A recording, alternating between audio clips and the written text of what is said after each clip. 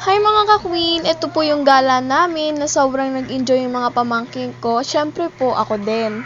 Nakaka-relax po kasi dito mga ka-queen. Grabe yung hangin, tapos ang ganda ng tanawin, tabing dagat, tapos po may clubhouse, tapos yung pinakamaganda po na nag-enjoy talaga kami, yung playground. Kaya tara mga ka-queen, gala tayo!